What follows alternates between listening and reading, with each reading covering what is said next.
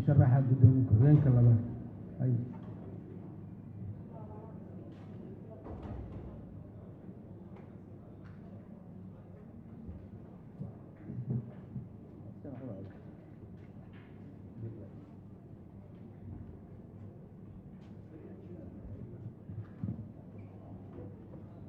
بسم الله الحمد لله markuu ugu horeyso gudoomiyaha ku meelgaarka ee golaha shacabka dhammaan xubnaha xildhibaanada sharafta leh ee baarlamaanka 11aad guddiga doorashada guddoonka golaha shacabka marti sharafta bahda saxaafadda asalaamu calaykum waraxmatullaahi wabarakaatu waxaa sharaf ii ah maanta inaan hortiina soo istaago aan rabo inaan ka jeediyo khudbad ku saabsan musharaxnimada gudoomiye ku-xigeenka labaad ee golaha shacabka sidoo kale waxaa sharaf ii ah markii ugu horreysay inaan isku soo sharaxo xilkan gudoomiye ku-xigeenka labaad ee golaha shacabka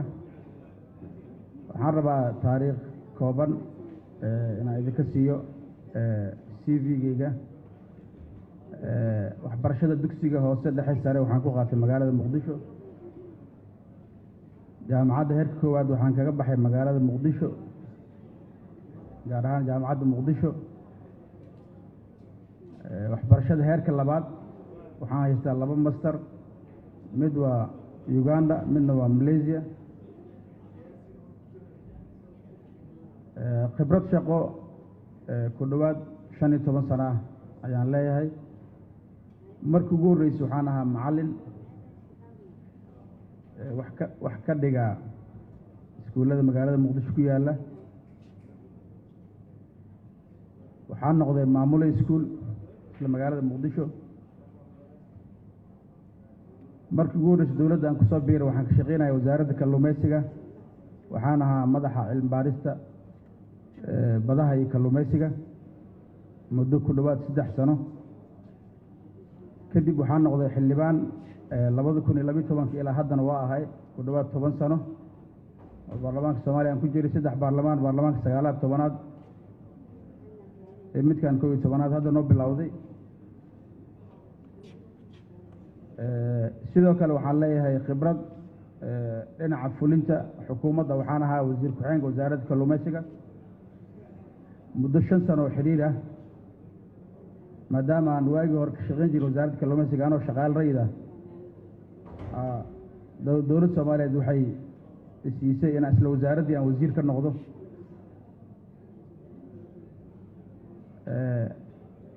intaas waa khibrad shaqo oo kooban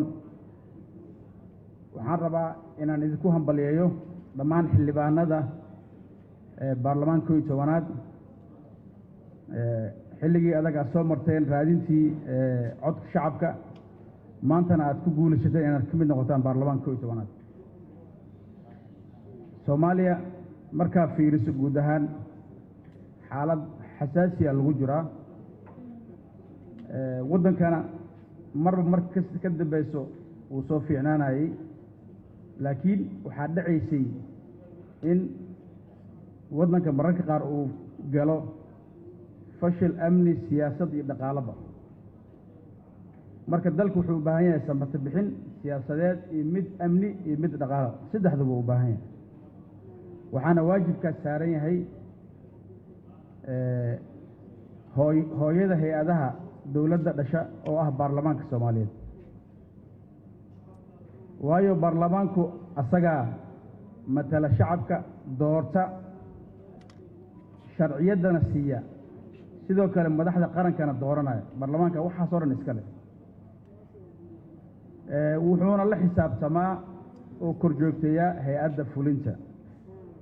haddaba baarlamaanku waa wadnaha dowladda hadduu baarlamaanka hagaago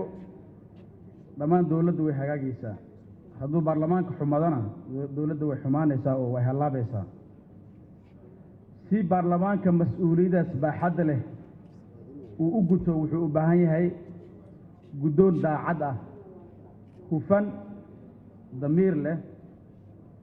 khibrad dowladnimo leh ku hagi kara tubta toosan ee samata bixinta dalka iskuna wadi kara xubnaha baarlamaanka ee siyaasad ahaan kala aragti duwan haddaba xildhibaan cabdullaahi cumar abshirow muxuu yahay marka anigu waxaan nahay qof dhexdhexaad ah maskax furan dhalinyaro ah 9 sano baarlamaanka Soomaaliya kusoo dhex jiray baarlamaan uu u shaqeeyo aqoon leh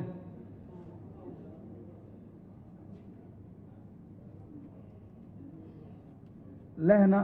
khibrad fulin oo 5 sano xiriir ah oo xukuumadda Soomaaliya kusoo dhex jiray haddii aad i doorataan waxaan ku dadaalayaa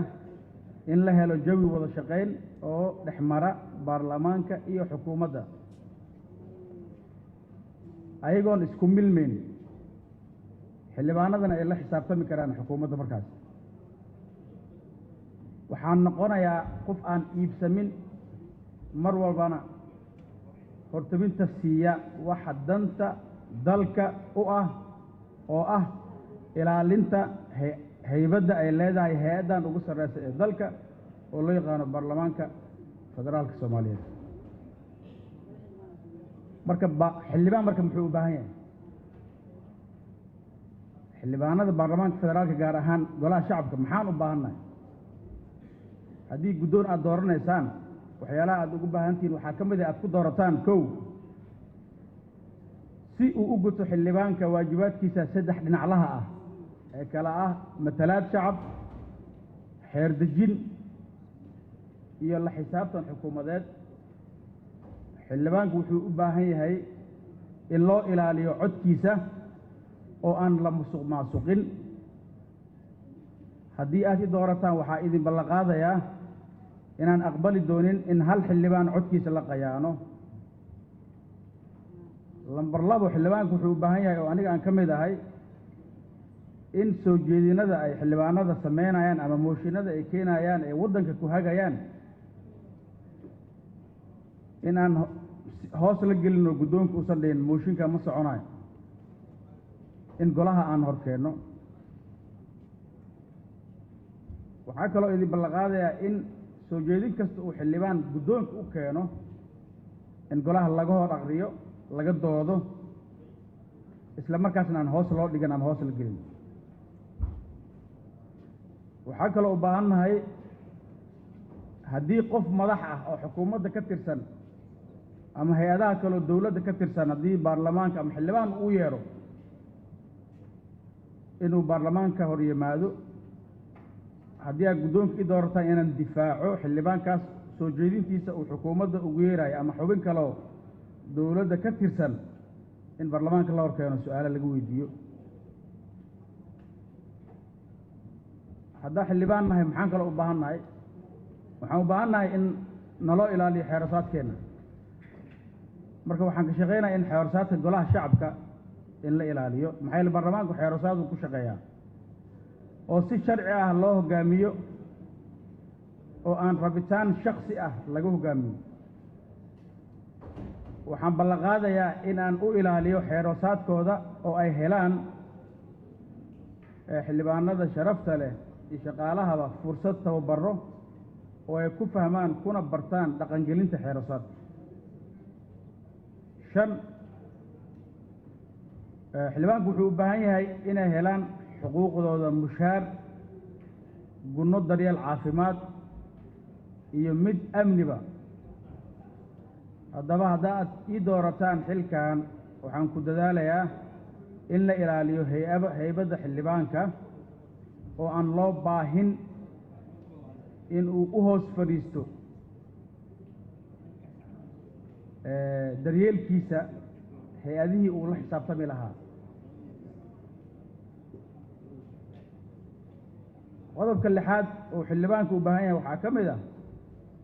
in aan lagu xadgudbin xasaanadda xildhibaanka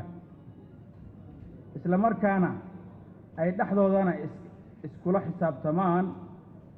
in xildhibaanka uu ilaaliyo anshaxa xildhibaannimo si taas loo helana haddaad gudoomiye ku-xigeenka labaad ii doorataan waxaan ka xulan doonaa xubnaha baarlamaanka guddi anshax oo aad u tayo badan, aqoon badan, karti badan, awoodna u leh in uu difaaco xasaanadda xildhibaanada, ayagana kula xisaabtamo xildhibaanada dhexdooda anshaxooda. waxaan rabaa ma raba inaan khudbadda kusii dheeraado, waxaan rabaa inaan kusoo gebagabeeyo. haddii aad ii doorataan waxaan ka shaqaynayaa in uusan noqon guddoonka keligiis baarlamaan, guddoonka inuu keligiis baarlamaan noqdo, oo aan ku shaqayno rabitaanka aqlabiyadda baarlamaanka, iyadoo la tixgelinayo lana isku dayayo in la qanciyo tirada yar ee markaas laga tiro bato aqlabiyadda baarlamaanka. markii laga hadlo tiro yar waxaa jirayso oo ah minority-ga baarlamaanka oo xildhibaano badan ku jira, in tirada yar la qanciyo si wadar ogol aan u helno, wadar ogol guud ahaan, isla markaasna isfaham baarlamaanka uu ku wada shaqeeyo, uu baarlamaanka dhexdiisa ka dhex dhaco. intaas waxaa waaye waxaan rabaa inaan kusoo koobo khudbadeedii qiimaha laheed ee gaabneed. waxaan rabaa inaan codkiina idinka codsado, idinku matalo guddoonka golaha shacabka ee baarlamaanka. wabillahi towfiiq, wasalaamu calaykum waraxmat ullahi wabarakaatu. waxaan u yeerayaa